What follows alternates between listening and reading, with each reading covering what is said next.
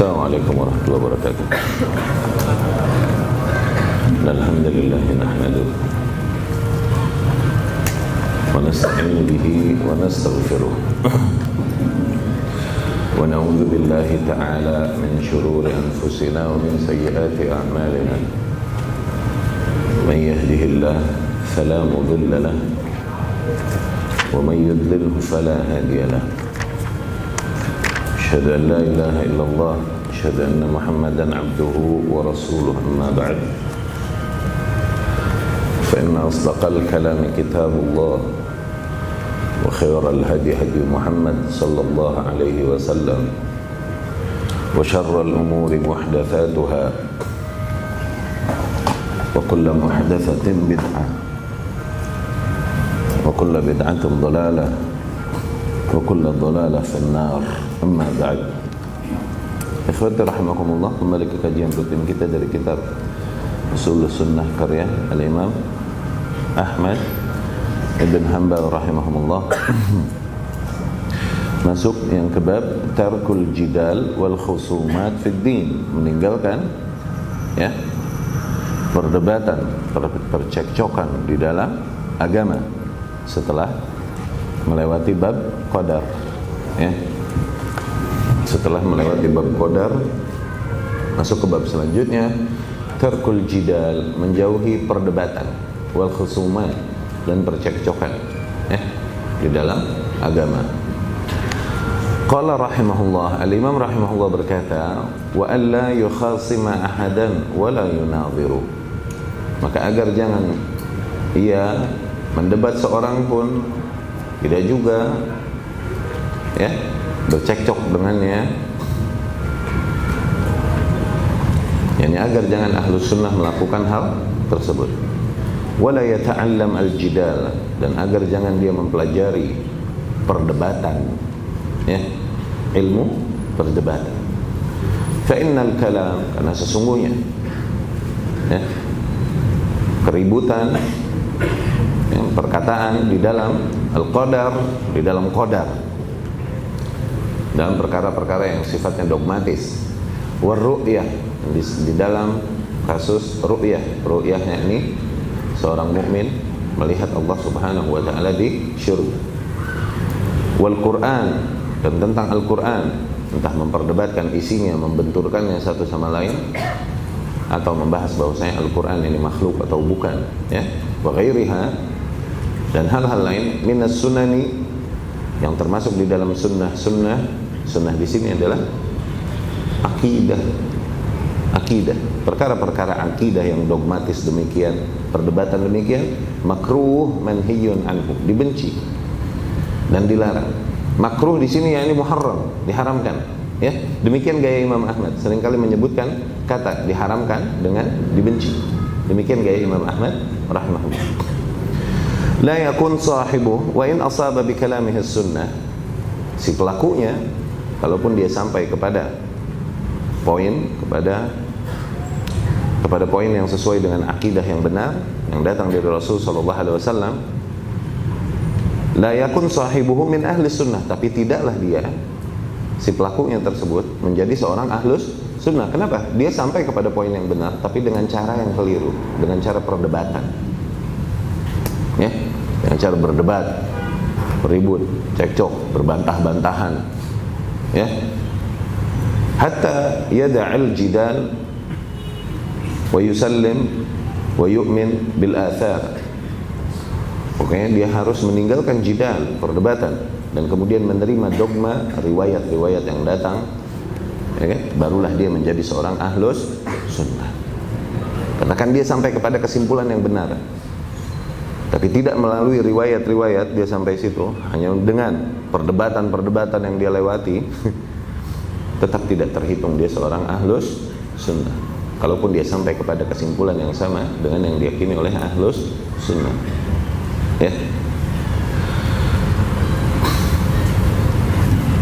Sampai situ kan? Mari,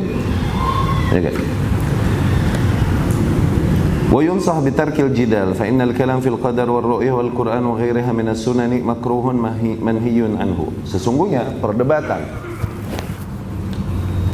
kemudian berbantah-bantahan di dalam perkara-perkara yang sifatnya sunan. Sunan di sini jamak dari sunnah, artinya akidah. Di dalam perkara-perkara yang sifatnya akidah dogmatis itu dilarang, tak boleh. Sunan di sini artinya akidah, sunnah, yakni akidah. Warad ahadits bin nahi 'anil jidal wal khusumat, sebagaimana telah banyak diriwayatkan hadis-hadis ya yang melarang perdebatan dan berbantah-bantahan di dalam perkara-perkara demikian. Rasul sallallahu alaihi wasallam kharaj wa unasun yunadhiruna fil qadar. Suatu hari Rasul sallallahu alaihi wasallam keluar menghampiri para sahabatnya dan mereka sedang berdebat dan berbantah-bantahan tentang masalah takdir. Faghadiba Rasul sallallahu alaihi wasallam. Akhirnya Rasul pun marah hatta ka'annama tafaqqa fi wajhihi habbur rumman. Memerah mukanya seolah-olah seperti delima. Ya, yang Rasul sallallahu alaihi wasallam ketika meninggi atau marah memerah mukanya luar biasa, seolah-olah seperti rumman. Rumman yakni delima, buah delima. Thumma qala, Rasul pun dengan keras berkata, "Aturiduna an tadribu kitaballahi ba'dahu bi ba'd?" Apakah kalian mau benturkan kitabullah satu sama lain? Ya, yang isi-isi yang ada di dalam kitabullah, nilai-nilai yang ada kalian mau benturkan satu sama lain. Demikian Rasul melarang mereka. Angkara ingkaran syadidan, Rasul mengingkari dengan keras. Hadza yadullu anna an-nahy 'anil jidali fil qadari wa fi ghairihi min al-aqaid. Hadis-hadis demikian menunjukkan larangan ya dari perdebatan yang kemudian berbantah-bantahan di dalam perkara-perkara akidah, di dalam perkara-perkara sunnah, di dalam perkara-perkara akidah. Maknanya demikian ya. Dikarenakan perkara akidah sifatnya dogmatis, diuji seseorang di situ. Mana yang dia mau dahulukan? Wahyu yang datang kepadanya telah sampai, qala Allah qala Rasul, atau pertimbangan-pertimbangan rasionya yang akhirnya dengan itu dia membantah dogma-dogma yang datang dari qala Allah dan qala Rasul sallallahu alaihi wasallam.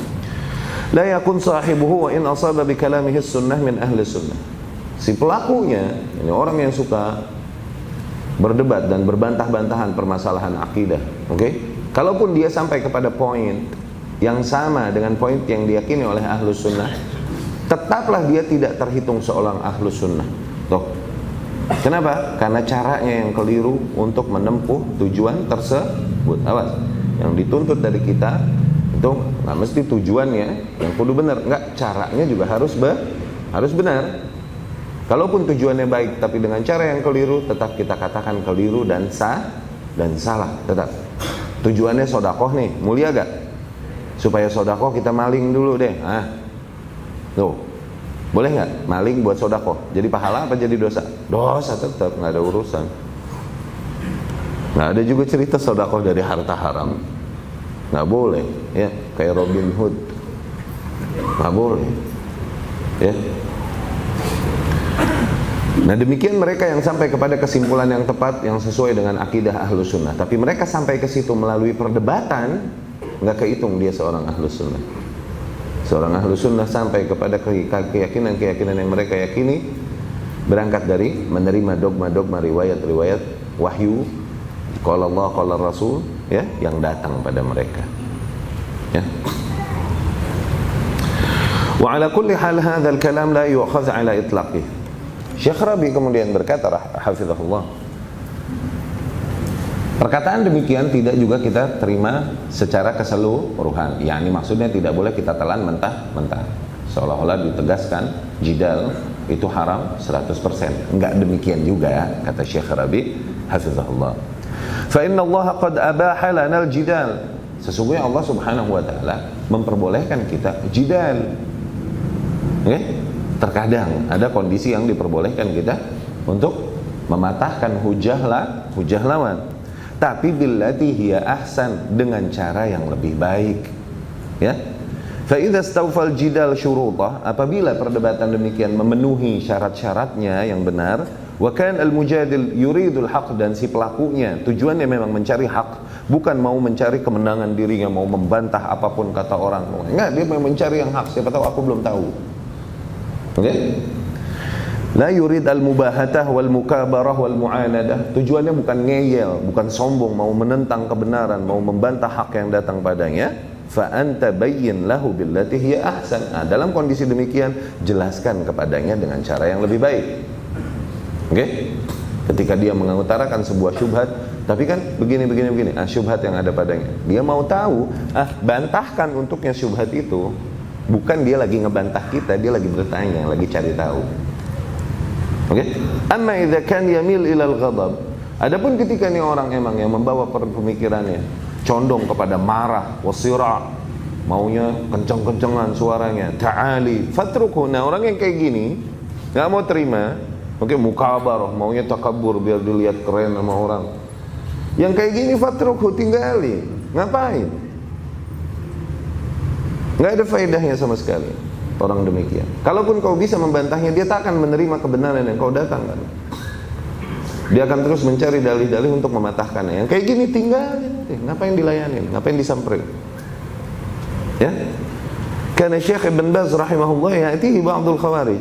Seperti pada zamannya Syekh Ibn Baz rahimahullah, dia didatangi oleh beberapa orang khawarij liyunadhirahum ma yunadhiruhum. Beberapa orang khawarij mendatangi Syekh Ibn Baz, bilangnya, "Ane mau diskusi." Ya salah. Bahasanya debat. Ma yunadhiruhum, enggak dilayani sama Syekh bin Baz rahimahullah. Ya kan? Ya'tihi ba'dur rawafid, sebagian rafidah mendatanginya liyujadilahum, untuk membantah Syekh bin Baz, untuk kuat-kuatan hujah dan lain-lain. Ma yujadilhum, enggak dilayani oleh Syekh bin Baz rahimahullah. Ngapain buang-buang waktu yang kayak gini? Oke? Ini diarahkan perkataan Imam Syafi'i. Kalau sama orang yang udah demikian, diarahkan yang perkataan Imam Syafi'i ini dalam kondisi demikian. Oke? Ana ma unadhir ahadan a'lam annahu muqimun ala bid'ati. Aku enggak mau berdiskusi, okay, dengan seseorang yang aku udah tahu dia paten di atas bid'ahnya. Ngapain buang-buang waktu, mendingan aku tinggalin. Kalaupun mau berdiskusi dengan orang yang aku tahu dia penuntut ilmu, mencari kebenaran, siap dia menerima kebenaran apabila datang padanya. Jelas ada. Tapi orang yang udah punya konsep dan dia yakin dengan konsepnya, kemudian punya masa, nah ribet yang kayak gini mau berubah dan mau menerima kebenaran, susah. Apalagi udah punya masa, ngapain mesti kita datengin gitu? Ngapain buang-buang waktu? Sejak kapan jidal, perdebatan, menang atau kalahnya menjadi patokan kebenaran? Sejak kapan? Pikiran itu hanya ada pada para juhala minan nas, pada para manusia yang jahil, yang menganggap bahwasanya kebenaran itu patokannya ada pada kemenangan di dalam perdebatan. Ya? Imam Hanafi rahimahullah, Imam Malik dan lain-lain, semuanya Imam Ahlus Sunnah menghindari hal ini. Apabila kau denganku berdebat, kemudian kau mengalahkanku, maka aku ikut perkataan. Kemudian kita berdua bertemu dengan orang ajdal minna, lebih jago debat daripada kita. Kita berdua kalah, kita ikut dia. Kemudian kita bertiga ketemu orang yang ajdal minna, lebih jago lagi debat daripada kita. Kita kalah lagi, kita ikut dia. Walhasil kita pindah-pindah agama. Yang kayak gini ngapain dilayani? Demikian pula imam-imam terdahulu rahimahumullah, ketika didatangi oleh para ahli bid'ah untuk ngomong, katanya mau berdiskusi, padahal mau berdebat, dia bilang, pergilah kau cari dengan siapa kau berbicara. Dengan orang-orang yang sama-sama belum yakin atas agama mereka. Adapun aku telah yakin dengan agamaku. Kalau kau belum yakin, masih mau memperdebatkannya, carilah orang lain, jangan cari aku. Aku udah yakin atas agamaku. Demikian. Ya, nggak ada urusannya berani apa pengecut dalam hal ini. Nggak ada. Urusannya geli. Ngapain gue nyomproin gitu, debat ini? Bukan takut, geli. Apa bahasa kita ini? Nastakbir, jijik kan sih? Malu, ya?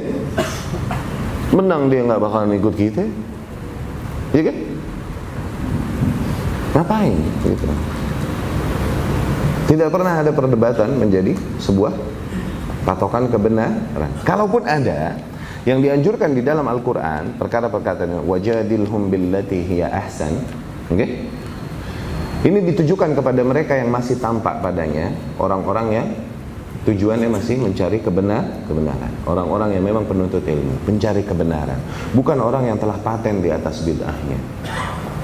Ya, yang kayak begini mendingan selamatkan diri kita. Wallahu alam, bisa jadi nggak mereka dapat petunjuk? Bisa jadi sih. Kalaupun udah paten di atas bid'ahnya, kalaupun bisa jadi nggak dapat petunjuk.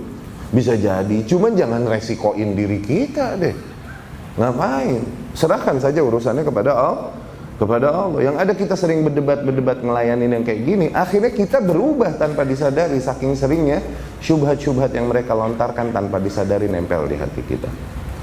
Nanti kasus yang terjadi pada Jahm bin Safwan, Ja'ad bin Dirham pun demikian, berangkat dari perdebatan bersama para falasifah al-hunud, para orang-orang filsafat hunud ini Hindustan, India, ya. Sering debat sama yang kayak gitu. Akhirnya sampailah mereka kepada sebuah kesimpulan yang tidak ada dari kitabullah. Mereka bikin akhirnya bid'ah baru. Dikarenakan apa? Terbawa perdebatan demikian, sempat mereka akhirnya meragukan Tuhan mereka sendiri sampai titik itu. Meragukan keberadaan Tuhan mereka sendiri. Nanti ada kita ceritakan. Ya. Wa akhiran qal hatta yada'al jidal wa yusallim wa yu'min bil athar. Pokoknya tidak dia terhitung sebagai seorang ahlus sunnah sehingga dia meninggalkan perdebatan demikian dan menerima dan beriman kepada riwayat-riwayat yang datang, dogma-dogma riwayat yang datang, wahyu. Ya. Hadzal ladzi yajib. Inilah perkara yang wajib. Tu'min bil athar wa tarwiha. Mengimani riwayat-riwayat yang datang, wa tarwiha, dan kau riwayatkan sebagaimana dia datang. Linnas wa tashrahuha, dan kau berikan syarah, berikan penjelasan terhadap riwayat-riwayat itu. Tubayyinha lahum, berikan penjelasannya bagi para manusia. In kan yasub alaihim fahmuha. Kalaupun mereka mungkin sulit untuk memahami riwayat-riwayat itu, maka tugasmu hanya sebatas itu. Idza ra'aita ahadan yujadil billati hiya ahsan yurid al-istifadah, tubayyinlah. Apabila datang seseorang mencoba berdiskusi denganmu, tapi dengan cara yang baik, dan kau lihat dia memang mencari kebenaran, mencari petunjuk, maka pergi jelaskan padanya, berikan. Dia punya syubhat-syubhat yang masih belum hilang di otaknya, dia mau minta bersihin, mau minta bantu kita bersihin, jelaskan padanya yang kayak gini. Indahu syubhah, dia masih punya syubhah, azilha, hilangkan bilutf, dengan cara yang lembut, wal hikmah wal mau'izah al hasan, dengan cara yang hikmah dan dengan contoh yang baik. Wa in kan yurid al mumarah, tapi kalau misalnya dia tujuannya mumarah, mendebat, okay? Tujuannya berbantah-bantahan, fala tujadilhu, yang kayak gini jangan dilayani. Lianna hadza la yuridul haq, yang kayak gitu emang tidak menginginkan yang hak. Walan tasila ma'ahu ila natijah, yang kayak gini nggak bakalan kalian sampai kepada titik pertemuan. Ya, yang ada berdebat panjang terus. Debat ini sesuatu yang gampang, bersilat lidah sesuatu yang gampang. Seseorang nggak mesti memiliki ilmu, dia akan dapat melakukan hal tersebut. Yang penting apa? Yang penting keras kepala aja. Udah jago dia, mau debat sama siapa juga menang mulu. Jangan mau ngalah. Udah, cuma itu doang. Ya. Demikian salah satu dogma Ahlus Sunnah, meninggalkan perdebatan, berbantah-bantahan, terutama di dalam perkara akidah. Berbantah-bantahan dan perdebatan demikian sekali lagi melayani orang yang datang untuk berbantah-bantahan. Adapun ketika syubhat beredar dan lain-lain, kemudian kita menuliskan bantahan yang menyebutkan bantahannya di tempat kita ta'lim, maka ini tidak mengapa. Bukan berbantah-bantahan. Berbantah-bantahan yang menghampiri orang yang suka debat dan berbantah-bantahan. Adapun syubhat yang terjadi, misalnya beredar, kemudian kita bantah syubhat itu di dalam ta'lim, di dalam majelis ilmu, maka ini bukan berbantah-bantahan. Kalaupun dibilang membantah syubhat, mematahkan syubhat. Ya. Bab selanjutnya, Al-Quran adalah kalamullah dan bukanlah makhluk.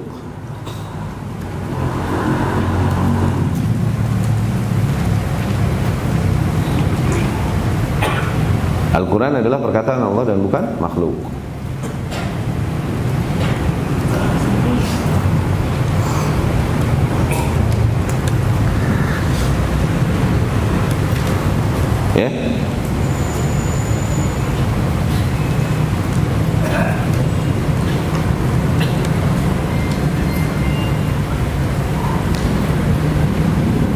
Syuf, yang diinginkan syaitan di dalam hal ini, kenapa? Mungkin kalian akan melihat, apa sih? Kenapa sih segala Quran makhluk atau bukan, sampai ramai bener dibahas? Kok suka? Kita mengalami pertanyaan-pertanyaan ini ketika dulu masa belajar. Apa sih segala beginian dibahas bener, Al-Quran makhluk apa bukan? Begitu. Oke? Tapi ternyata khatir, wallah bahaya di perkara. Syaitan, tujuannya adalah maunya mereka kita mengingkari kitab-kitab yang Allah turunkan dan rasul-rasul yang Allah utus. Tuh tujuan syaitan. Gimana pun caranya. Termasuk membisikkan ide bahwa Al-Quran ini makhluk atau bukan. Al-Quran ini makhluk dan bukan perkataan Allah. Mereka mau bilang Allah nih tidak berkata-kata. Tuh. Tujuannya itu. Kalau seseorang telah meyakini Allah tidak berkata-kata, nanti mereka akan meragukan. Terus Quran apaan dong tuh? Tuh. Terus benar gak Allah mewahyukan kepada para nabi dan rasul? Tuh. Akan sampai kepada keraguan itu, dan akhirnya dengan sendirinya meninggalkan kitabullah dan kabar-kabar yang dibawakan oleh rasul dan para nabi. Tujuannya itu syaitan. Ternyata dari pembahasan Al-Quran di makhluk atau bukan. Awas. Perkara itu ada dua. Kalau nggak makhluk ya khaliq. Kalau nggak pencipta ya ciptaan. Cuma dua. Yang khaliq itu hanya Allah. Makhluk adalah hal-hal selain Allah yang Allah ciptakan. Udah. Oke? Kita lihat perkataan Al-Imam Ahmad bin Hanbal rahimahullah. Wal Qur'anu kalamullah wa laysa bimakhluk. Dan Al-Quran adalah perkataan Allah dan bukanlah makhluk. Itu digaris bawahi, dimerahin sampai laisa bimakhluk, dan bukan makhluk. Wala yad'uf ayyaqul laisa bimakhluk. Jangan kita melemah sehingga kita tak berkata bukanlah makhluk. Kita cuma bilang Al-Quran ini kalamullah. Terus kita nggak mau menyebutkan bukan makhluk. Tuh, nggak mau nyebut gitu. Ngerti gak? Cuman berkata bahwa Al-Quran kalamullah. Tuh. Kenapa demikian?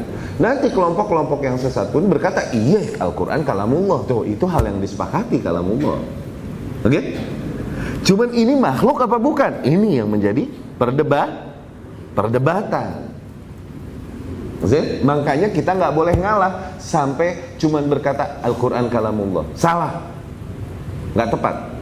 Dia harus bilang walaisa bimakhluk, dan bukan makhluk.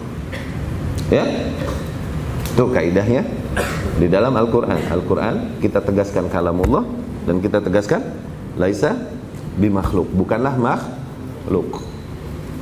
Sama kayak iman. Cukup kita bilang iman qaulun wa amal. Iman itu perkataan dan amalan. Khawarij juga setuju iman perkataan dan amalan. Kita cuma membantah satu kutub kesesatan kalau buntung cuma segitu. Jadi untuk membantah satunya lagi gimana? Terusin, jangan berhenti. Iman itu perkataan dan amalan, sifatnya naik turun. Yazdah dua yangkus. Nah, Khawarij baru dengan itu kita bantah. Yang satu membantah Murji'ah, yang satu membantah Khawarij. Sama, Al-Quran kalamullah. Lah sama. Itu mah. Jangan sampai situ. Laisa bimakhluk, tegesin, dan bukan makhluk. Tuh kaidah. Oke? Tentang Al-Quran sebagai kalamullah. Jangan dia melemah sehingga dia tak berkata bahwa Quran bukanlah makhluk. Fa inna kalamullah laisa biba'inin minhu. Dikarenakan sesungguhnya perkataan Allah bukanlah sesuatu yang terlepas dari zat Allah. Walaysa minhu syai'un makhluk. Bukanlah perkataan Allah sesuatu yang diciptakan. Enggak. Wa iyyaka wa munadharat man ahdatsa fihi. Jauhilah kau berdebat, berbantah-bantahan dengan orang-orang yang membuat bid'ah di dalam perkara ini. Ya?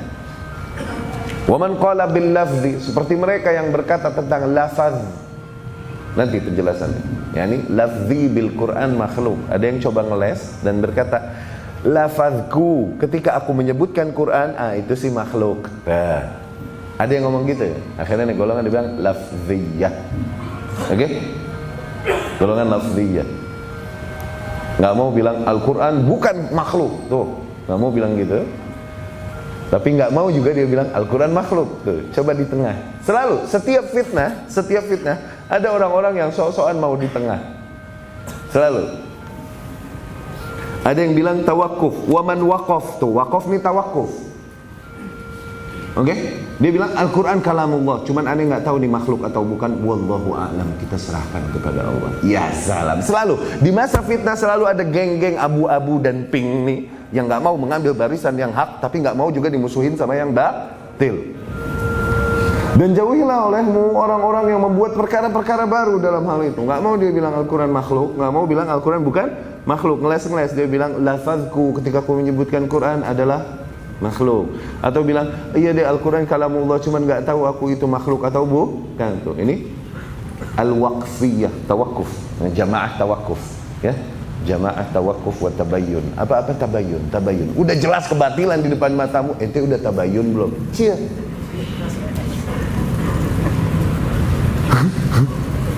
Lucu nih orang begini.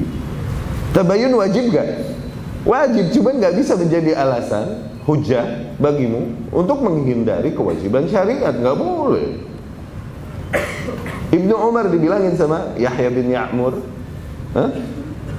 dan seorang sahibnya dari Basrah, no, ada yang ngomong Al-Quran, ada yang bilang katanya Qadar nggak ada di Basrah, Ma'bad al-Juhani and the gang. Mereka bilang bahwasanya Al-Quran itu bahwasanya Qadar itu tidak ada dan semua perkara ini terjadi begitu saja. Abdullah bin Umar bilang apa? Aku berlepas diri dari mereka dan mereka berlepas diri dariku. Ada nggak yang nasihatin Abdullah bin Umar? Ente udah tabayun langsung belum ke dia? Kan baru. Lucu ini jamaah tawakuf dan tabayunnya lucu. Betul, tawakuf tabayun harus, cuman kepada orang-orang yang memang pantas untuk ditawakufin dan tabayun. Ada pun orang yang udah jelas kenyataannya, penyimpangannya dan lain-lain, maka nggak usah ditawakufin tabayun. Dan tabayun satu, bukan fardu ain. Ketika seorang yang kita percayai udah tabayun dan udah jelas, cukup, nggak usah setiap individu tabayun. Sama nasihat fardu ain bukan? Menasehati seseorang, ini fardu ain bukan? Jadi wajib atas setiap muslim menasehati ini orang yang sesat. Ya pegel bro. Fardu kifah, kalau udah ada yang nasehatin cukup. Ternyata sampai kepada kita tinggal peringatkan bahwa dia ini ngaco, keliru. Nggak bisa bilang, ente udah samperin langsung belum, ngomong langsung sama dia. Siapa bilang nasihat fardu ain? Kalau udah ada yang tua nasihatin terus nggak kena, masih ngeyel, hajar udah. Begitu kaidahnya. Mana yang lebih make sense? Mana yang lebih masuk akal? Setiap individu mendatangi ini satu orang yang ngaco, atau cukup diwakili oleh beberapa orang yang dipercaya? Mana yang lebih make sense? Come on, mana yang lebih reason? Ayo. Lucu nih jamaah tawakuf wa tabayyun nih. Ini bro. Mana buktinya? Iya, ex jamaah tabayyun squad.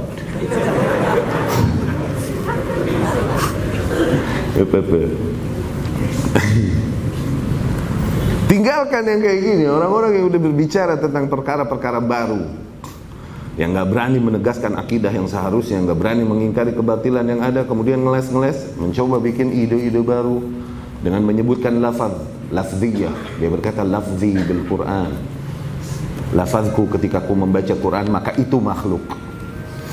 Okay? Atau berkata tawakuf, berhenti dia. Al-Quran kalamullah tapi aneh nggak tahu ini makhluk atau bukan. Aneh nggak mau ikut perdebatan ini, nggak mau ikut. Okay? Wa innama huwa kalamullah. Adapun yang benar hanyalah bahwasanya menegaskan bahwa Al-Quran kalamullah dan bukan makhluk. Fahadha sahib bid'ah misal man qal huwa makhluk. Sama mereka yang diam dan tidak mau mengingkari bahwa Al-Quran bukan makhluk, itu kita sama ratakan dengan mereka yang berkata bahwa dia makhluk. Sama. Kenapa? Dia membawa bid'ah baru. Orang-orang yang mencoba berada di tengah antara hak dan batil, itu kita sejajarin dengan ahli batil sekalian. Jangan masukin penyakit ke barisan kita. Itu. Faham? Ini kaidahnya nih. No. Yang berkata tentang lafziyah, yang berkata tawakuf, nggak mau bilang Al-Quran nih bukan makhluk gitu, tawakuf mereka, itu kita samakan mereka dengan sahib bid'ah, dengan para pelaku bid'ah yang berkata bahwasanya Al-Quran makhluk. Tuh, kita sejajarin gitu. Yang diam dari kemungkaran yang ada dan nggak mau mengingkarinya, kemudian coba ngeles-ngeles, sama ratain udah sono. Ya, wa innama huwa kalamullah wa laisa bimakhluk. Pokoknya Al-Quran hanyalah kalamullah dan bukan makhluk. Oke? Ini fitnah yang terjadi di masa Imam Ahmad bin Hanbal. Akidah Mu'tazilah Jahmiyah penguasa pemerintah yang ada, ya. Masuk dan diyakini oleh pemerintahan yang ada, dan pemerintahan tersebut memaksakan akidah ini kepada rakyat kaum muslimin. Terjadilah yang terjadi dari fitnah yang kita kenal dengan nama fitnah khalqul Quran, ya. Disinilah muncul dan tampaknya Imam Ahmad bin Hanbal, membawa akidah ahlus sunnah dan bersabar di atas konsep ahlus sunnah, melewati fitnah itu sehingga akhirnya Allah angkat fitnah itu dari kaum muslimin. Melewati tiga periode penguasa pada saat itu, pada zaman Ma'mun, Mu'tasim, sama Wathiq. 3 periode penguasa memaksakan akidah sampai kemudian zaman Mutawakkil. Mutawakkil condong kepada akidah ahlus sunnah. Semua ujian-ujian tersebut yang ditimpakan kepada para kaum muslimin ahlus sunnah dan para ulamanya dihilangkan oleh Mutawakkil rahimahumullah, ya. Hadhil qadiyah, Syekh Rabi' hafizahullah memberikan syarah. Hadhil qadiyah, kasus ini kama ta'rifun qadiyah khatirah jiddan, adalah kasus yang sangat bahaya. Qadiyah al-qaul bi khalqil Quran, ya, permasalahan tentang khalqul Quran. Qamat 'alaiha mihnah 'azimah, terjadi mihnah yang besar. Mihnah ini ujian yang besar li ahli sunnah wal jamaah, bagi para golongan ahli sunnah wal jamaah. Wa 'ala ra'sihim al-imam Ahmad bin Hanbal, terutama al-imam Ahmad bin Hanbal yang tertimpa ujian demikian. Waqa fiha as-sijnu wad-darb wal-qatl, terjadi pada masa tersebut, ya, penjara, pemukulan, bahkan pembunuhan bagi para ulama ahlus sunnah, bagi para kaum muslimin ahlus sunnah yang meyakini akidah ahlus sunnah. Qama bidzalikal Jahmiyah wal Mu'tazilah, hal tersebut dijadikan fitnah itu oleh golongan Jahmiyah dan Mu'tazilah fi ahdil Ma'mun, di dalam ketika era kekuasaan Ma'mun. Ma'mun ini anaknya Harun ar-Rasyid, cuman kena fitnah ini, kena fitnah Mu'tazilah ini, ya, dibawa pemikirannya sama golongan Mu'tazilah. Harun ar-Rasyid punya anak 2 lelaki rahimahullah, ya, Amin dan Ma'mun. Ma'mun ini nih kena. Ma'mun kemudian penerusnya Mu'tasim, kemudian penerusnya sama Wathiq. Fi ahdi 3 khulafa min al-Abbasiyyin, di era 3 penguasa tersebut dari golongan Abbasiyah, imtuhinatil umat ini diuji mihnah azimah dengan ujian yang besar bil Jahmiyah wal Mu'tazilah wa ahlud dhalal, diuji oleh para golongan Jahmiyah, Mu'tazilah dan para ahli kesesatan. Tasallatu ala ahli sunnah, mereka menguasai para ahlus sunnah. Lakin kataballahu al-afiyata lil muttaqin, tapi Allah telah tuliskan, yakni telah takdirkan keselamatan bagi orang-orang yang bertakwa. Fasabara al-Imam Ahmad wa sabar wa tahammala ad-darba was-sijna wal mata'ib. Imam Ahmad pada saat itu bersabar dan kemudian dia tanggung semua cambukan, penjara dan semua kesulitan yang berat tersebut yang dia alami. Allati la tatiquhal jibal, yang dimana semua ujian berat itu mungkin tak sanggup ditanggung oleh gunung-gunung yang besar. Rahimahullah, semoga Allah merahmati al-imam. Farafa'allahu makanatah, dengan ujian ini akhirnya Allah muliakan dia, wa a'la manzilatah, dan Allah tinggikan derajatnya di antara orang-orang yang beriman. Wasara imama ahli sunnah, setelah itu jadilah dia dijuluki sebagai imam ahlus sunnah bihaq, selayak-layaknya imam ahlus sunnah, Imam Ahmad bin Hanbal. Fala yarfa' ahadun ra'sahu bis sunnah wa rayata sunnah illa wa'tazza bintimaihi ila hadzal imam al-'azim. Tidaklah seseorang mengangkat panji sunnah, menyeru kepada sunnah, kecuali pasti dia membangga-banggakan dan membawakan perkataan imam yang agung ini. Qala Ahmad, qala Ahmad, qala Ahmad rahimahumullah. Wa a'azzallahu al-Islam bi Abi Bakar yaumar riddah. Nah, ini Imam Zahabi. Allah, kalamnya ta'liqnya. A'azzallahu al-Islam bi Abi Bakar yaumar riddah wa bi Ahmad bin Hanbal yaumal mihnah. Allah kuatkan Islam dan agungkan Islam pada hari riddah, pada hari di mana kebanyakan kaum muslimin murtad setelah meninggalnya Rasul sallallahu alaihi wasallam. Kan pada murtad Oke? Tapi Allah kuatkan kembali Islam dengan siapa? Dengan Abu Bakar radhiyallahu anhu. Sebagaimana Allah kuatkan Islam dengan Ahmad bin Hanbal ketika masa fitnah khalqul Quran. Rahimahumullah wa jazahumullahu ahsanal jazaa. Fal-Quran wa sunnah yadullan ala anna al-Quran kalamullah takallama bih. Apabila kita ceritakan ujian-ujian yang dialami oleh para ulama pada zaman itu, maka waktu sungguh tak cukup. Akhirnya kita jadi nggak ngebahas permasalahan akidahnya, jadi lebih ngebahas masalah sirahnya. Jangan ya, kepanjangan. Maka ala kulli hal, Al-Quran dan sunnah menegaskan bahwasanya Al-Quran adalah kalamullah yang Allah berbicara dengannya subhanahu wa ta'ala, yang Allah wahyukan kepada Jibril dan Jibril sampaikan kepada Muhammad sallallahu alaihi wasallam. Wallahu yatakallam mata sya' wa idza sya'. Kapanpun Allah berbicara, dia kehendaki, apapun yang dia ingin katakan, bebas. Allah zat yang maha berkehendak. Wa min kalamihi alladhi la tufnihi al-bihar. Di antara perkataannya yang sungguh tidak dapat ditulis bahkan oleh air lautan. Qul law kana al-bahru midadan li kalimati rabbi. Katakanlah, andai saja lautan tersebut menjadi tinta bagi perkataan Allah, untuk menuliskan perkataan-perkataan Allah, la nafidal bahar, niscaya akan mengering lautan tersebut, qabla an tanfada kalimatu rabbi, sebelum habis perkataan-perkataan Rabbku. Tuh, berarti Allah maha berkata-kata, Allah yang takallam. Udah. Mereka menolak bahwa Allah memiliki sifat berkata-kata, sehingga mereka menolak bahwasanya Al-Quran adalah perkataan Allah. Tuh, begitu. Ya, mereka bilang Al-Quran sesuatu makhluk yang Allah ciptakan tersendiri, makhluk. Kita berkata Al-Quran kalamullah, dan kalam itu tidak lepas dari zat. Kalamullah adalah bagian dari zat Allah, bagian dari Khaliq, bukan makhluk yang tercipta sendiri. La, kalam darinya muncul kepadanya kembali. Itu kalam, bagian daripada Khaliq, bagian daripada sang pencipta, bukan seperti makhluk yang Allah ciptakan sendiri terlepas dari zatnya, bukan, beda. Perkataan sesuatu yang keluar darinya datang kembali padanya. Ya. Di antara perkataan-perkataan Allah adalah kitab-kitab yang diturunkannya untuk memperbaiki manusia dan membawakan hidayah kepada mereka, untuk menyelamatkan mereka dari kegelapan syirik dan membawa mereka kepada cahaya tauhid. Ya. Baik.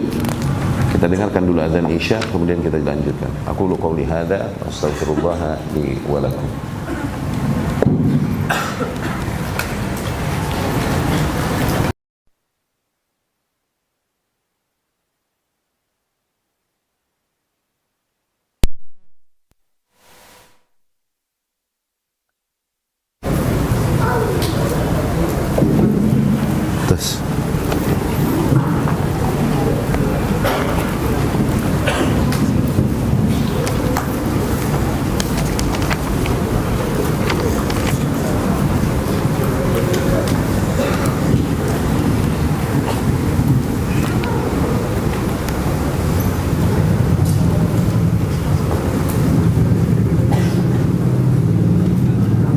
Bismillah walhamdulillah wassalatu wassalamu ala rasulillah wa ala alihi wa ashabihi wa man wala, amma ba'd.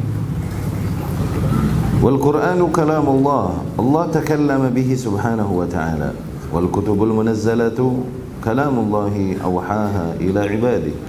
Demikianlah Al-Quran adalah kalamullah, yang dimana Allah berkata-kata dengannya subhanahu wa ta'ala. Dan demikian pula kitab-kitab yang diturunkan adalah perkataan Allah yang Allah wahyukan kepada para hambanya, Wa kallama Musa taklima, dan Allah pun berbicara kepada Musa alaihissalam dengan perkataan yang jelas.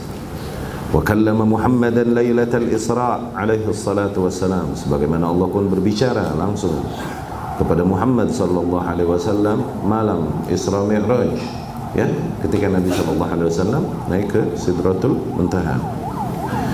Wa yunadi yaumal qiyamah, dan Allah pun berbicara dan kelak Allah akan menyeru di hari kiamat, aina syurakai, mana para sekutu-sekutuku, yani hal-hal lain yang disembah oleh manusia selainku, ya.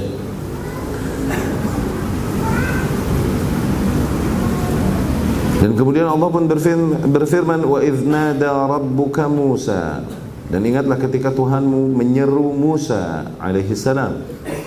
Demikianlah nida, seruan, la yakun illa bihuruf wa saut, tidaklah terjadi sebuah seruan kecuali pasti dengan susunan huruf dan suara, ya, yaliqu billah, yang sesuai dengan kemuliaan Allah subhanahu wa ta'ala.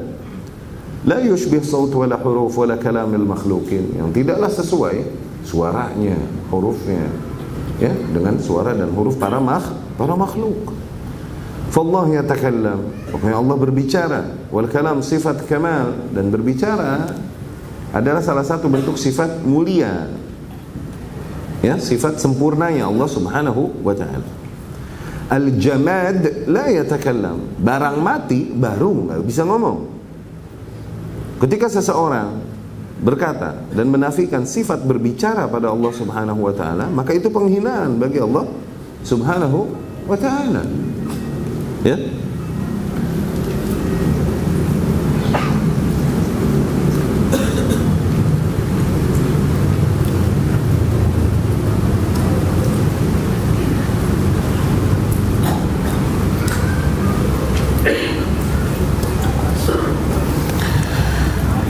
وليس بمخلوق لأن المعتزلة والجهمية والباطنية والروافض والخوارج وكل فئات الضلال تختلف مقالاتهم ومؤداها أن الله لا يتكلم.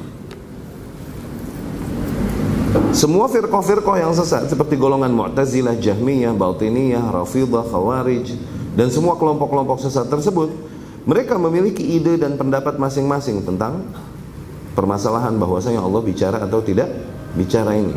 Tapi semuanya tujuannya satu, ingin meniadakan sifat bahwa Allah berbicara. Okay? Hatta al-Asy'ariyah, bahkan para golongan Asy'ari sendiri, ta'atsaru bil Mu'tazilah, mereka ini ketularan sama golongan Mu'tazilah. Awailuhum kanu yaqulun, para pendiri-pendiri awal golongan Asy'ari, tokoh-tokoh awal golongan Asy'ari ini, dulunya mereka berkata, al-kalam huwa sifah qa'imah bi dzatillah. Perkataan adalah sifat yang ada pada zat Allah subhanahu wa ta'ala. Lakin hadzal Qur'an laisa kalamu, tapi Al-Quran ini tidak termasuk perkataan Allah subhanahu wa ta'ala. Innama huwa hikayah li kalami.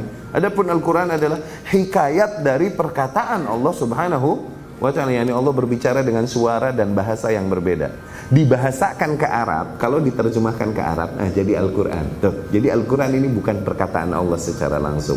Katanya begitu. Ribet gak? Ribet, iya.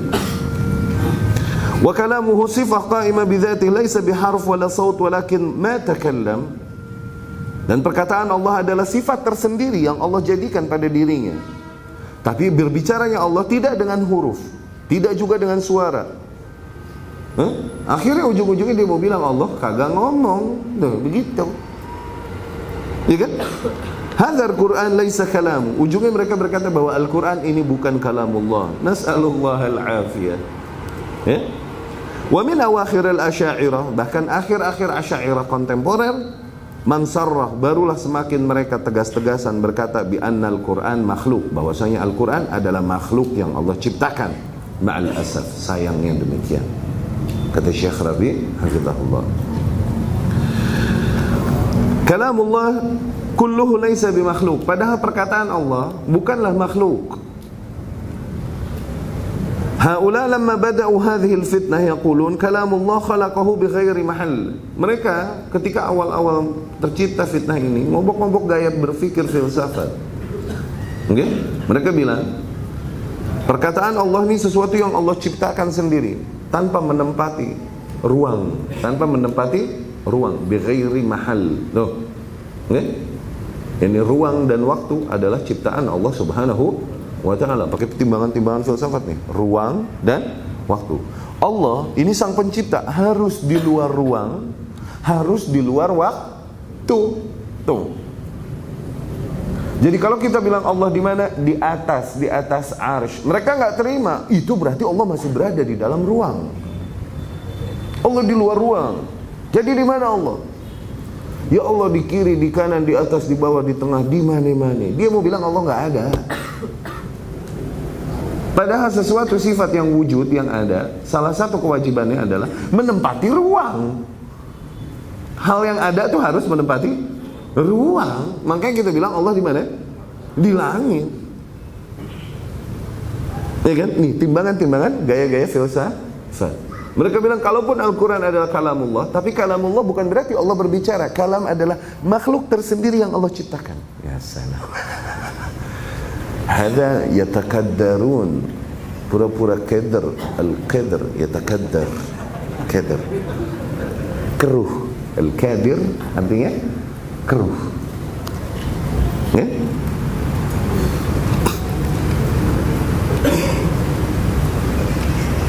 Mereka ketika pertama kali menimbulkan fitnah ini, mereka berkata kalamullah itu diciptakan oleh Allah di luar ruang.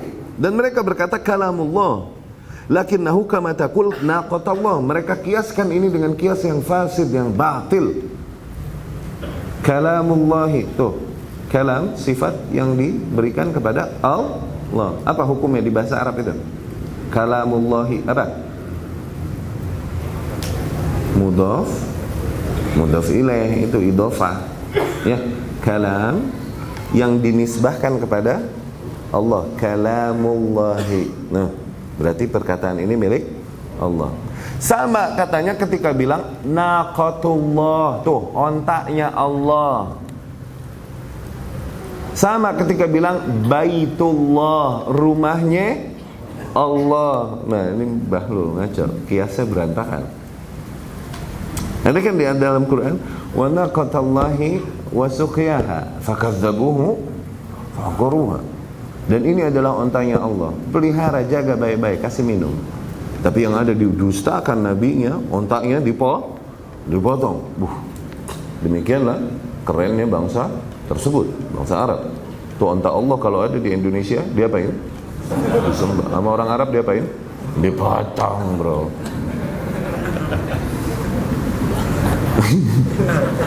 Yang ya dua kutub kekeliru. Yang satu berlebihan dalam menghormati. Ini ontangnya Allah, disuruh dijaga, yang ada disembah. Yang bilang ini ontangnya Allah, diingkari, bandel, dipotong, disate. Parah nggak? Nah, naqatallah, ontaknya Allah. Apakah ontak adalah zat Allah atau makhluk? Katanya begitu. Makhluk nggak ontak? Lah makhluk. Apakah onta adalah bagian dari zat Allah? Bukan kan? Begitu. Baitullah, rumahnya Allah, Ka'bah. Apakah itu rumah bagian dari zat Allah? Katanya begitu.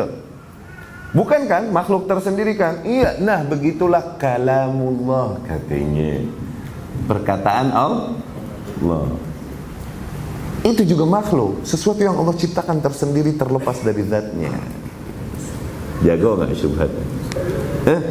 Padahal kalau kita memahami kaidah asma wa sifat, awas, semua hal yang diidhafahkan kepada Allah Subhanahu wa taala, sifat-sifat yang diidhafahkan kepada Allah Subhanahu wa taala, semua hal yang diidhafahkan kepada Allah Subhanahu wa taala, ada idhafah zat, okay? Sifat kepada zatnya, ada idhafah makhluk kepada khaliq, wajah.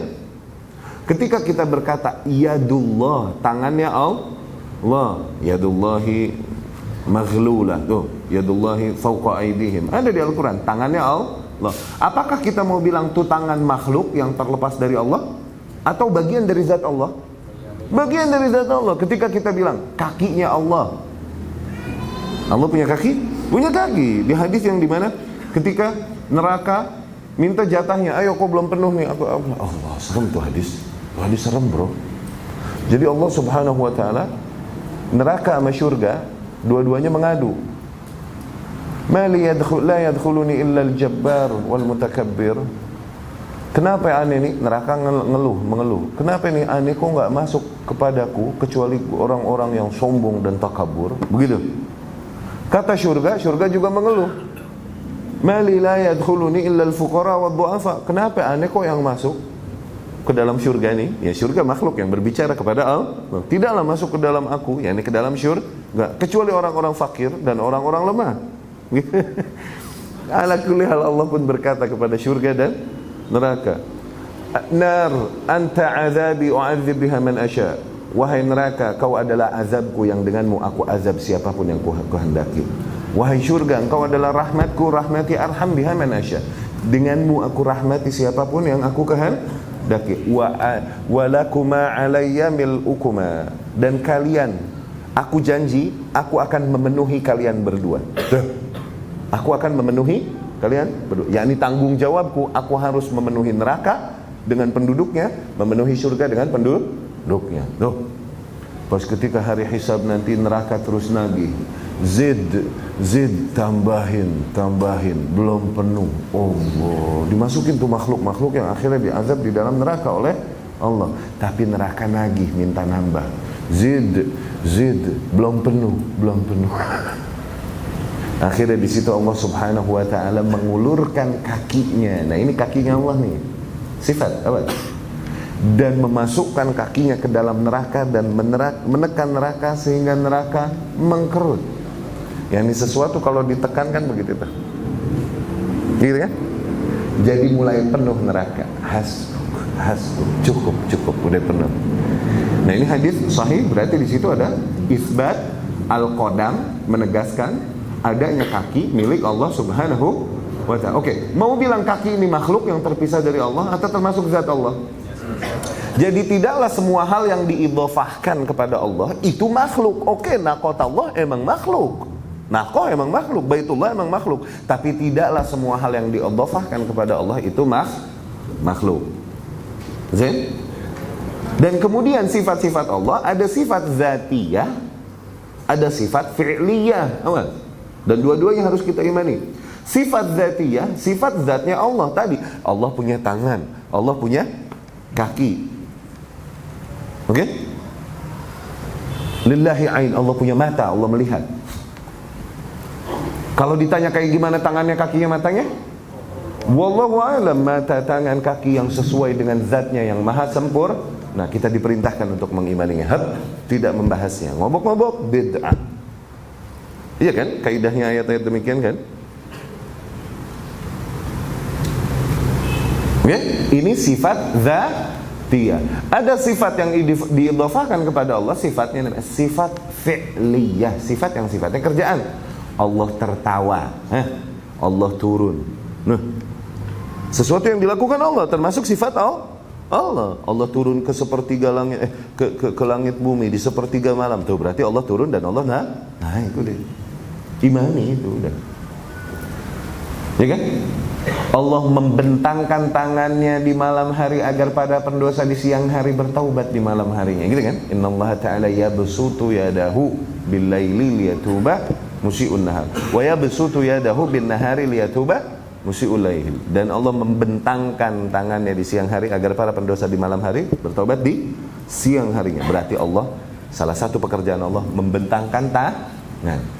Kemudian kallamallahu Musa taklima, Allah berbicara kepada Musa, berarti Allah pun berbicara, itu sifatnya. Nah, mereka mau meniadakan sifat bicara pada Allah Subhanahu wa ta'ala. Ya. Kalau kita menerima hal ini, akhirnya semua ayat-ayat dan hadis-hadis yang ada yang mengisyaratkan bahwasanya Allah berbicara, ribet mau diapain nih ayat-ayat dan hadis-hadis? Mau pura-pura buta? Atau mau takwil-takwilin, pegel nggak setiap ketemu ayat? Akhirnya mereka nih para ahli bid'ah, mu'awilah dan lain-lain sampai pegel mereka. Aduh, ada lagi nih ayat sama hadis begini. Kan ribet kita mesti mentakwilnya nih. Oh, begitu kan? Sampai mereka berharap nih, ma'azallah, auzubillah. Sampai mereka berharap, andai saja Allah tak menyebutkan ayat-ayat demikian. Tuh. Jadi kita nggak ribet mesti takwilnya. Begitu. Saking pegelnya mereka takwil-takwil, ngeles-ngeles. Sampai segitunya, bro. Ya, nggak mau menerima dogma yang ada. Zen.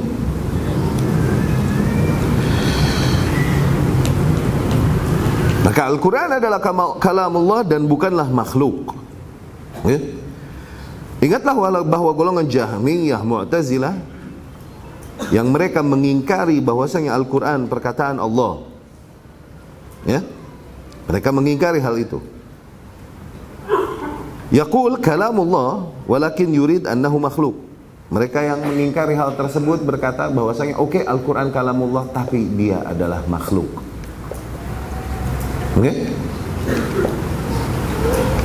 Seperti ketika kita berbicara naqatallah wa baitullah, tuh, onta Allah, rumah Allah, tuh disamakan dengan hal demikian. Fahuwa min hadzal bab, maka kalamullah sama pembahasannya seperti ontanya Allah dan rumahnya Allah. Ini syubhat mereka.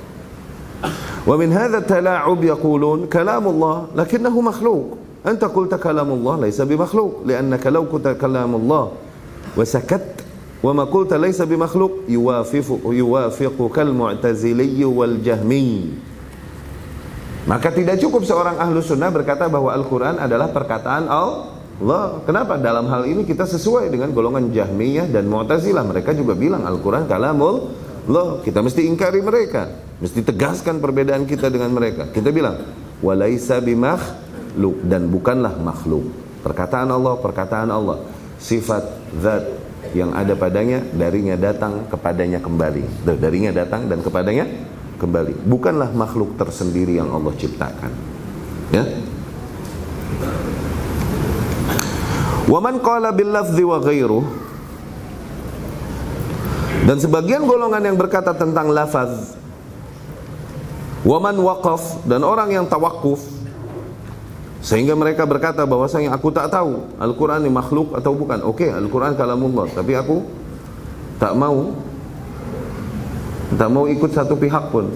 Al-Quran ini makhluk atau bukan. Kalaupun aku menyepakati bahwa Al-Quran kalamullah, ini tawakuf namanya. Ya. Kelompok-kelompok ini terjadi ketika terjadi fitnah al-qaul bi khalqil Quran. Fitnah pernyataan tentang khalqul Quran. Hasal iftiraq baina ahli sunnah, bahkan di antara barisan ahli sunnah terjadi perpecahan. Wa bainal jahmiyah wal mu'tazilah, bahkan di golongan Jahmiyah dan Mu'tazilah tersendiri. Nasya' mimman yantami ila sunnah, terdapat beberapa orang yang tadinya masuk di dalam barisan ahlus sunnah. Bayangkan, awas. Terdapat orang-orang yang tadinya di barisan ahlus sunnah, yaqul, mereka akhirnya berkata, Al-Quran kalamullah, Al-Quran perkataan Allah.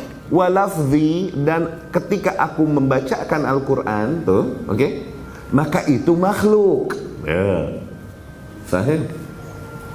Jadi Anda bilang, alif lam mim dzalikal kitabu la raiba fi. Tuh, lafazku ketika aku membacakan Quran ini makhluk, bagian dariku, katanya begitu. Mau coba-coba ngeles. Enggak?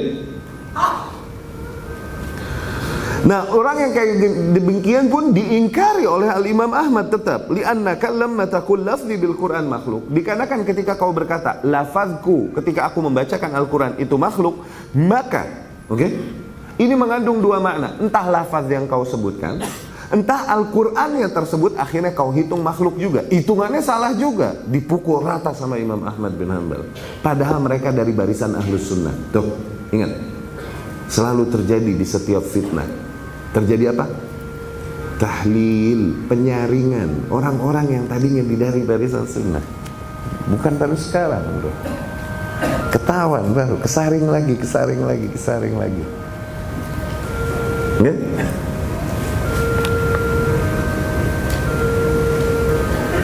Dikarenakan kalimat lafaz tadi mengandung lafaz yang kau sebutkan atau lafaz tentang makna yang kau sebutkan. Dengan mengatakan bahwa lafazku ketika aku menyebutkan Quran adalah makhluk, maka bisa jadi juga maknanya termasuk apa yang aku lafazkan ini makhluk. Berarti perkataan Allah ini makhluk. Nggak boleh seseorang bilang lafzi bil Quran makhluk.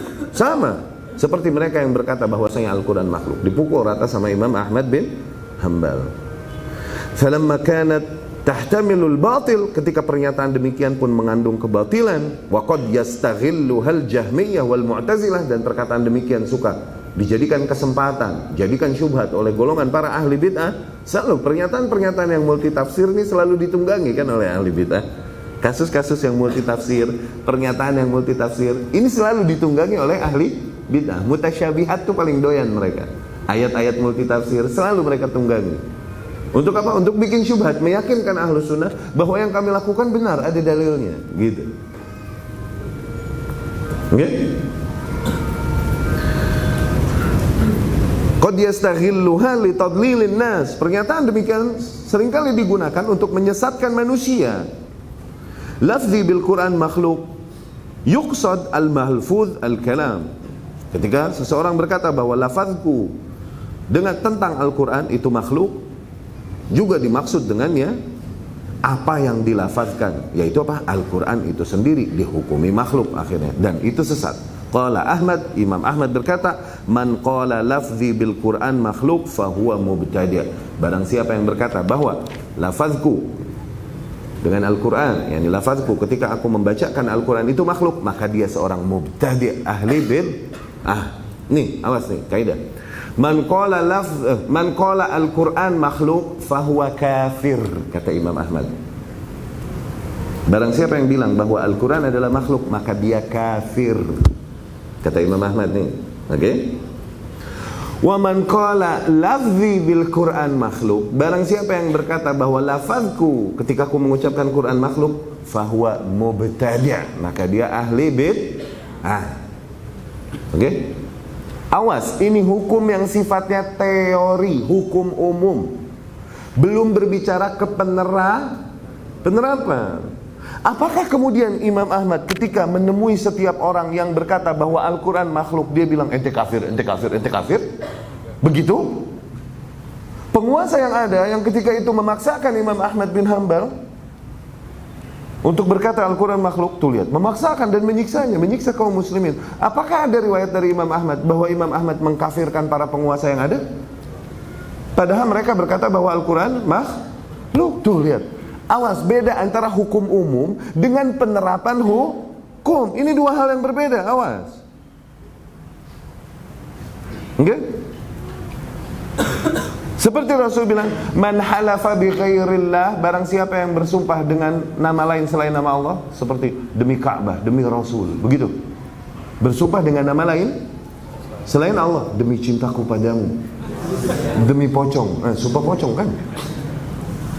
Barang siapa yang bersumpah dengan nama lain selain Allah, faqad kafar, maka dia telah kafir. Apakah langsung kita ketemu sahib kita bilang, demi ente deh, anak aku dulu. Atau dia bersumpah demi apapun yang dia berangkat dari langsung kita, udah ente kafir, positif, keluar dari Islam. Begitu? Begitu penerapannya ya nih? Enggak begitu. Demikianlah kasus yang terjadi dan seringkali ditunggangi oleh para ahli fitnah. Dibilang para ahlus sunnah nih golongan wahabi yang suka mengkafirkan manusia. Padahal penerapannya enggak demikian. Cuman kita nggak mau kendor. Sesuatu yang kufur kita hukumi kufur, perkataan kufur, amalan kufur, kelakuan syirik kita hukumi itu. Tapi ada pun orangnya, individunya, maka ada lagi prosesnya panjang ini. Oke? Beda antara hukum dengan penerapan hukum. Awas. Antara hukum dengan penerapan hukum itu beda. Ntar dulu. Okay? Ada kondisi, ada situasi yang mengarahkan. Nah inilah kaidah-kaidah usul fikih dan perangkat-perangkat fikih. Pentingnya di situ. Hukum adalah sesuatu yang ngegantung di langit sampai bumi, gimana? Terarahkan dengan kaidah-kaidah yang ada. Nggak langsung, ntar dulu. Pertimbangan, ada uzur gak? Uzur. Apakah entah karena jahal, nggak tahu. Entah karena nggak sengaja dia ngomong begitu. Entah karena dipaksa, tuh. Entah karena ada seseorang yang membuatnya dia yakin dengan syubhat itu, tuh. Ini yang uzur jadi bagi Imam Ahmad ketika dia memberi uzur penguasa yang ada. Kenapa nggak dikafirin penguasanya? Kenapa? Karena ada orang di belakang dia yang meyakinkan akidah itu padanya. Nggak bisa kita salahin dianya nih. Yang di belakangnya ini yang setan. No, ahli bid'ah ulamanya, dia no. Adapun nih orang, kalaupun dia mengkondisikan, memaksa manusia, bisa kita hukumi dia kafir? Enggak boleh. Sahih? Awas, ada hukum, ada penerapan. Kisos hukumnya apa kisos? Kisos hukumnya apa? Allah bilang kutiba, kalau kutiba berarti apa? Kutiba alaikumul qisasu fil qatla. Ingat ayat itu, diwajibkan atas kalian kisos. Kisos nih aja. Oke? Dari kasus pembunuh, al-hurru bil hurri wal 'abdu bil 'abdi wal unsa bil unsa. Oke? Ini ayat kan? Berarti wajib enggak tuh kisos? Kutiba apa? Kutiba alaikumusiyam. Artinya apa? Nah, udah berarti kisos hukumnya apa? Kenapa ragu? Kisos hukumnya wajib. Oke, wajibnya atas siapa? Atas penguasa. Oke, apakah Ali bin Abi Thalib ketika naik kekuasaan kemudian terjadi sebelumnya pembunuhan Utsman? Wajib nggak Ali kisos? Wajib nggak? Wajib. Cuman apakah maknanya harus langsung? Entar dulu dilihat kondisinya nggak tepat kalau menuntut mau mengkisos pembunuh Utsman sekarang bahaya, nanti bukan cuma darah Utsman yang tumpah, jadi lebih banyak darah lagi, fitnah. Kenapa? Para demonstran yang akhirnya menjatuhkan Utsman dan membunuh Utsman ini menyelip di antara rumah-rumah kaum muslimin. Bisa dengan mudah mereka menggerakkan kaum muslimin, terjadi fitnah dan darah lebih banyak tertumpah daripada hanya darah Utsman. Ini ijtihad Ali bin Abi Thalib, tepat ijtihadnya. Muawiyah ibn Abi Sufyan radhiyallahu anhu, ijtihadnya beda. Pokoknya kisos, nggak mau tahu. Dia walidam, dia emang punya hak. Kalaupun para ulama ahlus sunnah berkata bahwa mereka berijtihad, yang kelirunya pun dapat pahala. Para sahabat radhiyallahu anhu. Namun ijtihad yang lebih tepat adalah ijtihadnya Ali. Harusnya pada saat itu Muawiyah mengalah dan mengikuti Ali radhiyallahu anhu. Tapi qadarullah harus terjadi. Kenapa? Agar Allah ingin agar umat setelahnya mengambil hikmah dari generasi itu yang terjadi di generasi. Tuh qadarullahnya. Baru kita bilang qadarullah. Ya. Jangan habis nyopet bilang, aduh qadarullah nyopet barusan. Jangan. Yang telah terjadi di masa lalu, qadarullah. Hukum kisosnya wajib nggak?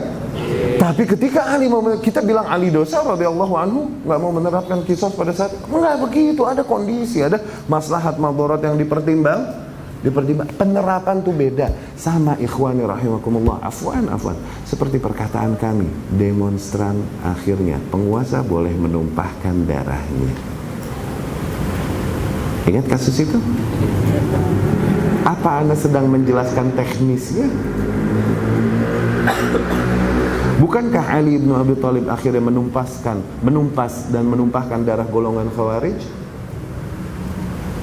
Fahim? Oke? Fitnah, wallah fitnah. Qadarullah emang harus terjadi. Bagi semua yang mengambil jalan di dakwah ini harus kena itu emang. Harus dididik dengan gaya didik Allah yang demikian emang. Dihajar dulu sama fitnah. Emang harus terjadi. Awas, ada perkataan umum, ada perkataan yang khusus, yang lebih spesifik. Nggak demikian. Tidaklah semua hukum umum berarti kemudian kita jadikan, kita potong sekian, kemudian kita viralkan masa, berarti keyakinan gini, kita penerapannya sedemikian 100%. Entar dulu ya akhi, entar dulu. Ya, ketika sebuah gerakan massa masih bisa ditahan dengan cara-cara, tidak menumpahkan darah, lakukan cara itu kewajiban penguasa. Terus lakukan, arahkan, jangan sampai tertumpahkan darah. Tapi ketika gerakan sebuah massa di dalam sebuah negeri menghancurkan, menumpahkan darah dan kemudian menimbulkan madarat, kerusuhan dan hancurnya maslahat ketertiban kaum muslimin, pada saat itu penguasa boleh melakukan apapun untuk menahan gerakannya. Kenapa? Bughat. Demi terjaganya maslahat yang lebih umum pada kaum muslimin. Jangan belain hak yang begini, akhirnya kita korbankan yang lebih umum.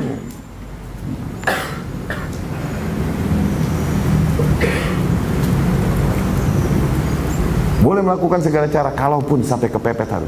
Tapi apakah nih, sekali lagi, apakah yang namanya kemudian tiap individu dihabisin? Enggak begitu juga. Gaya Ali bin Abi Thalib waktu mau iniin kisah Utsman gimana? Pentolannya yang diculik, sisanya orang yang terprovokasi, terbawa. Enggak semua dibredel berut atau dihajar nuklir biar kelar. Enggak begitu. Pentolannya ini nih yang jadi penyakitnya, yang diculik. Terus yang lain sisanya awam yang ke bawah, terprovokasi. Masa kita mau hajar juga? Tuh, pinter? Oke? Awas, ada hukum sesuatu yang ngegantung di penerapan hukum. Ntar dulu. Pinter-pinter. Nah, Imam Ahmad bilang yang berkata bahwa Al-Quran makhluk itu kafir. Apakah semua awam yang ikut akhirnya mazhab pemerintah yang ada pada saat itu dia kafir-kafirin? Kafir. Akhirnya sepi muslim di negeri ini. Habis bro. Nggak begitu. Seperti joke yang diceritakan oleh riwayat yang diceritakan oleh Al-Lalikai rahimahullah, dua orang khawarij pada suatu saat naik haji. Dan mereka melihat lautan manusia.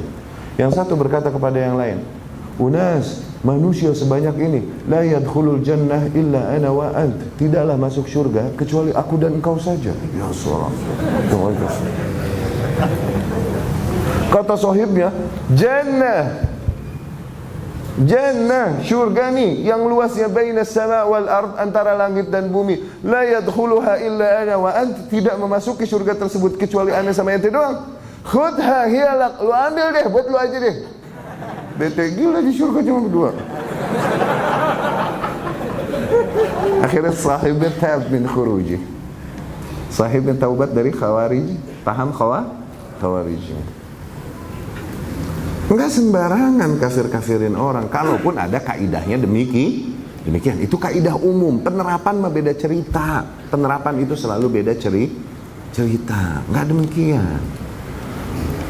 Cuma fitnah ketika terjadi, udah jangan sok-sokan mau jelasin. Enggak, itu maksudnya Anda ngomong umum, penerapannya jangan, diem. Udah, nambah ngomong nambah salah. Itu fitnah. Kenapa? Itu yang ditujukan oleh musuh-musuh sunnah agar mereka membenci dakwah sunnah, dakwah hak. Tujuannya itu pokoknya. Nambah ngomong, nambah salah. Apalagi minta maaf, klarifikasi, nambah salah nanti. Diem. Itu ketika suatu saat terjadi pada kalian, diem, tahan, sampai ngendak sendiri ngeresnya. Sampai semua kabut hilang. Baru ketahuan mana orang-orang yang pada dasarnya loyal padamu.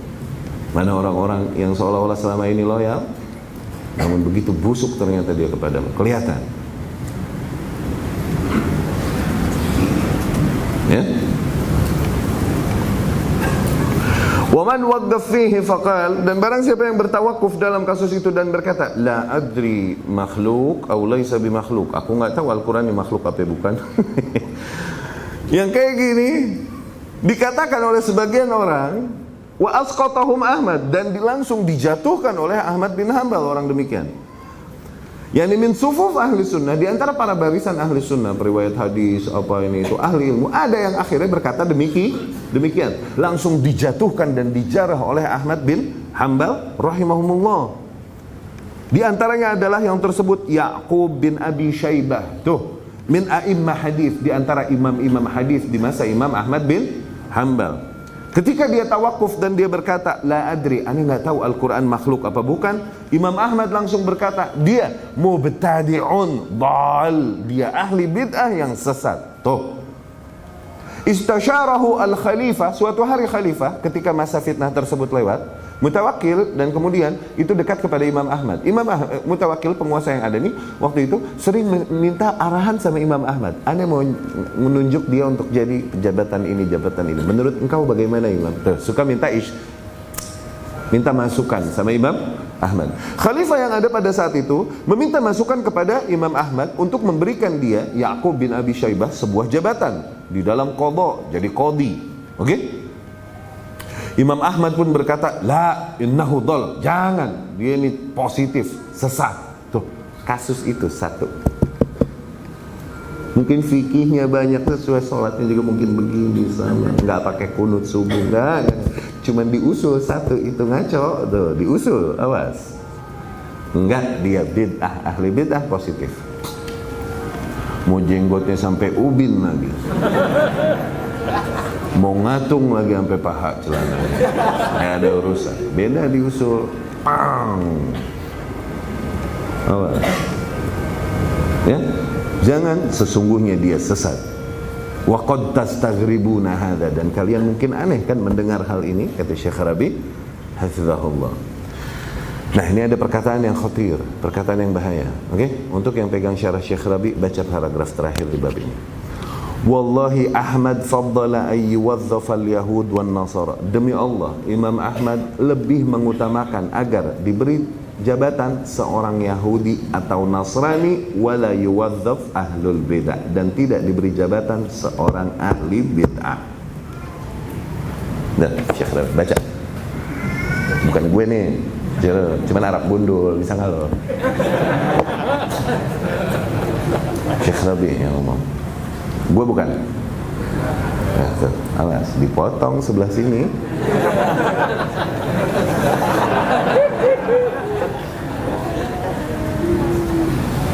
Wallahi Ahmad, demi Allah Ahmad faddal, dia lebih mengutamakan ayyuwazzaf al-yahud, agar seorang Yahudi atau Nasrani diberi jabatan, wala yuwazzaf ahlul bid'ah, dan para ahli bid'ah jangan dikasih jabatan sama sekali.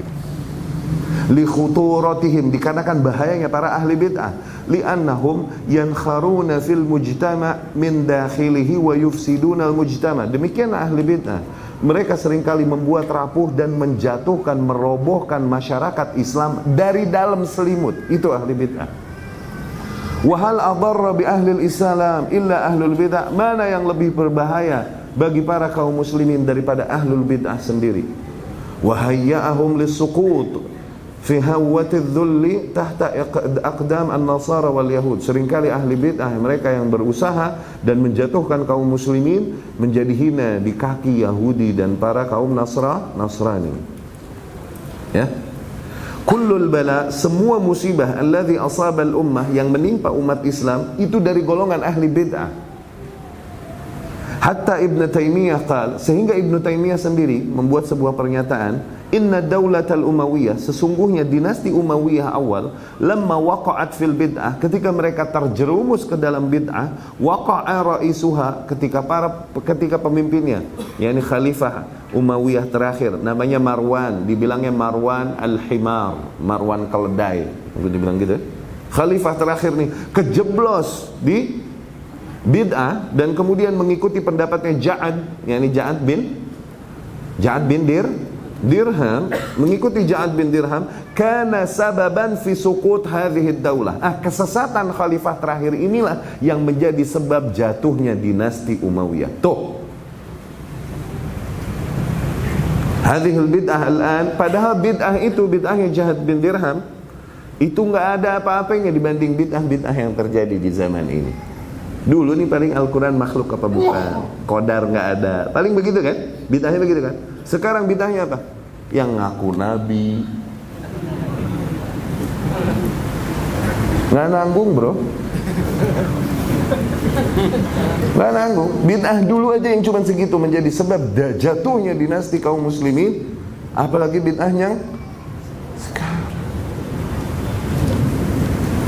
Ya.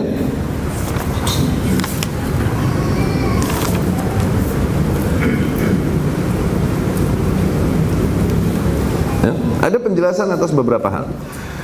Jaham bin Safwan As-Samarqandi, Jaham bin Safwan yang kemarin kita ceritakan, dia Al-Katib Al-Mutakallim, seorang yang suka menulis, mutakallim, ahli ilmu kalam juga, Ussud Dalalah wa Ra'sul Jahmiyah. Dia yang mendirikan dan salah satu pentolan Jahmiyah, yang mendirikan kesesatan gaya golongan Jahmiyah.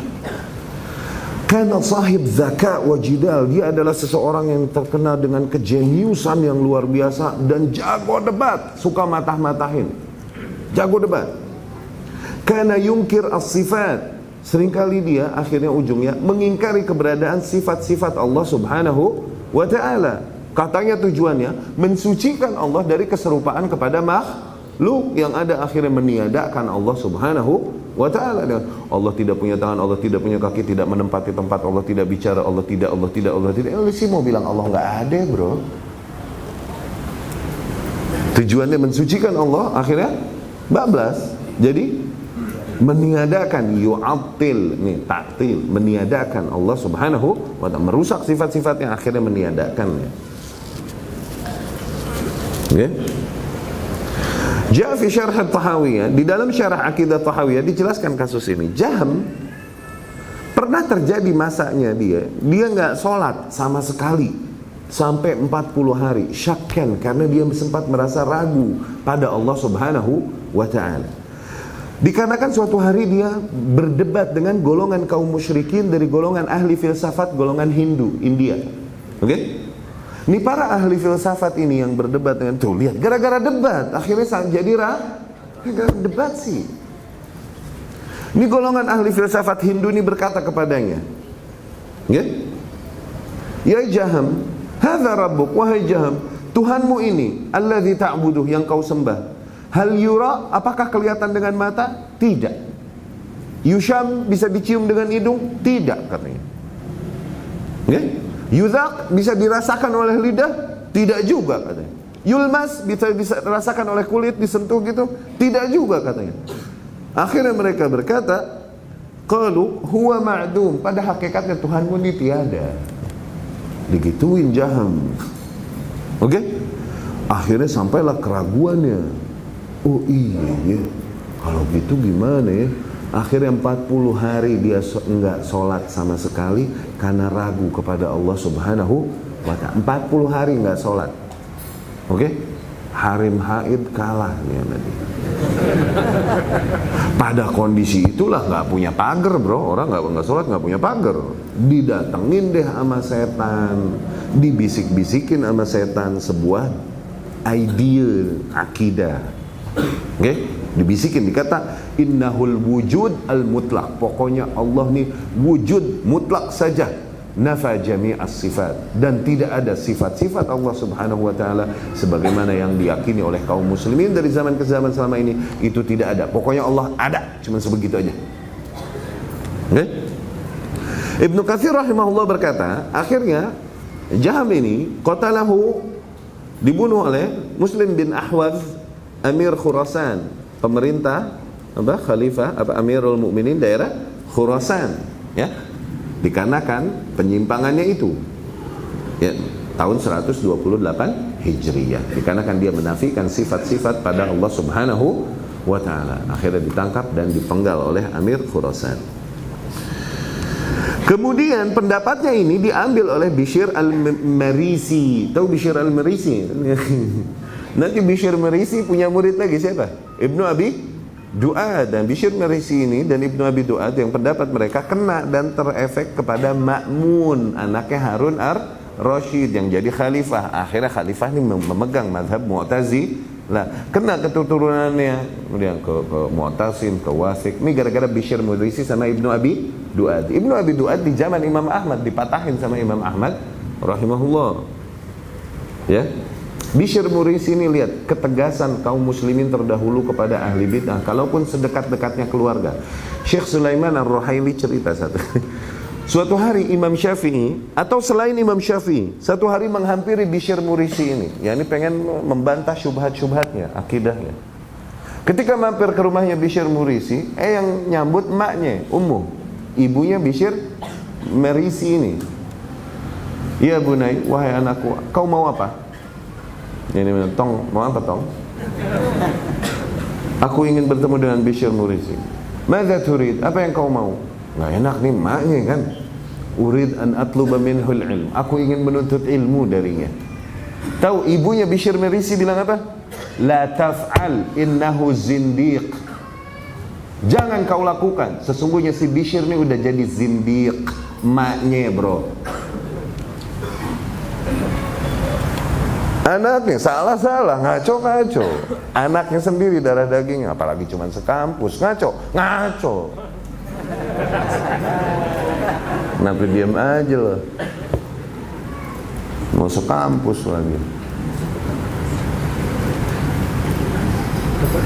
Emaknya Bishr Murisi. Ya? Syekhnya golongan Mu'tazilah, wa huwa ahad Man adkhala al-ma'mun wa ilaihi tunsab al-marisiyah min al-murji'ah.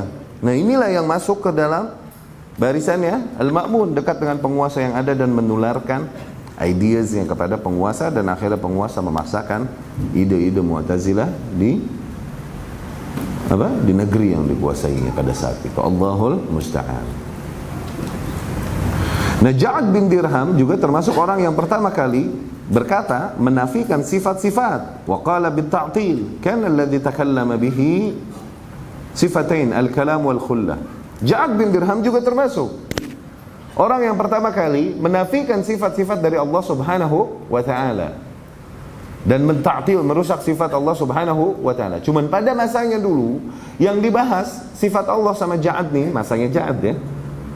Habis itu Jahm bin Safwan dan lain-lain lebih besar, lebih meluas lagi kesesatannya, lebih dikembangkan kesesatannya Ja'ad bin Dirham.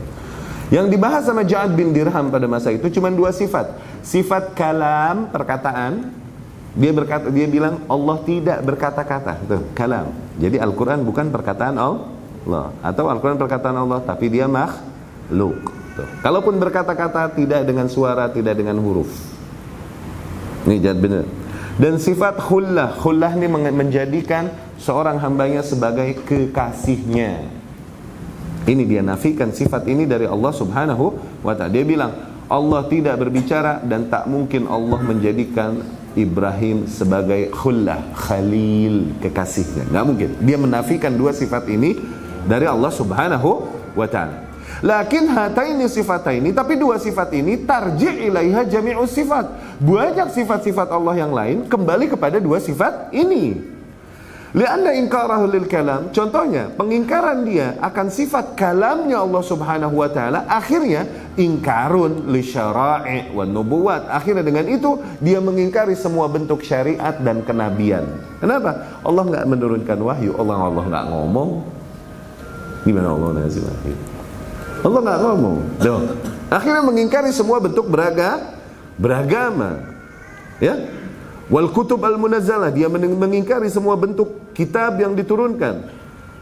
Fallahu takallama wa arsala ar-rusula wa anzala al-kutub bil kalam. Dikarenakan Allah Subhanahu wa taala memang berbicara. Allah mengutus rasul dengan pembicaraannya dan Allah menurunkan kitab-kitabnya dengan pembicaraan Allah Subhanahu wa ta'ala. Maka barang siapa yang mengingkari bahwasanya Allah berbicara, maka dia mengingkari bahwa kitab-kitab itu dari Allah. Dia mengingkari bahwa nabi-nabi itu beneran diutus Allah dan dapat wahyu dari Allah. Dia ingkari itu semua. Kenapa? Dia mengingkari keberadaan sifat bicara, kemampuan bicara pada Allah Subhanahu wa ta'ala. Ya?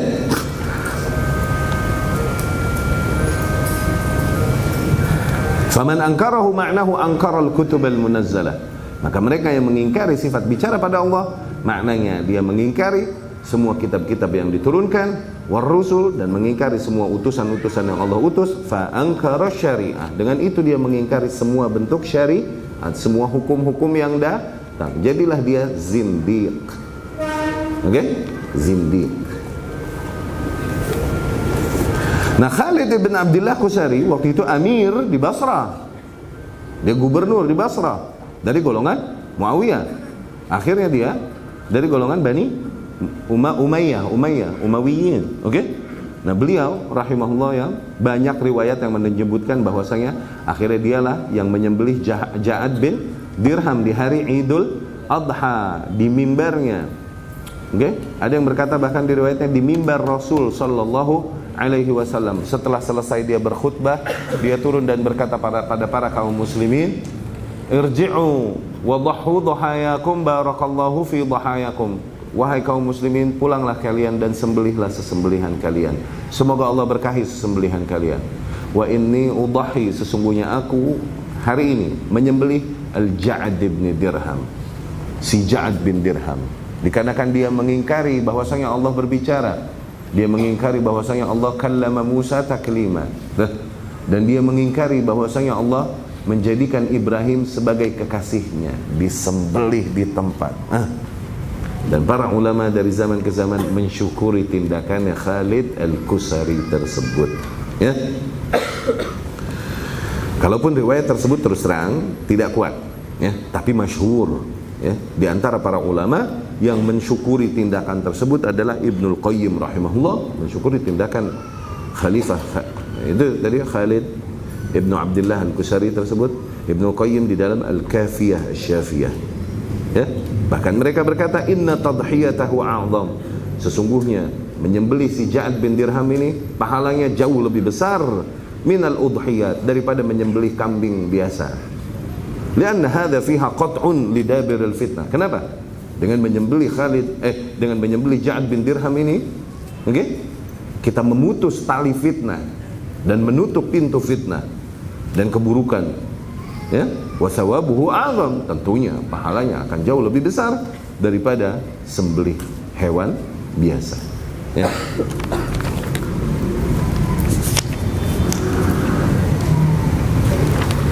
Dan kemudian dari kasus tadi dapat kita tangkap juga, selalu ikhwani rahimakumullah, tangkap di setiap masa fitnah selalu akhirnya kembali menyaring barisan-barisan ahlus sunnah. Bukan sekarang doang, dari dulu.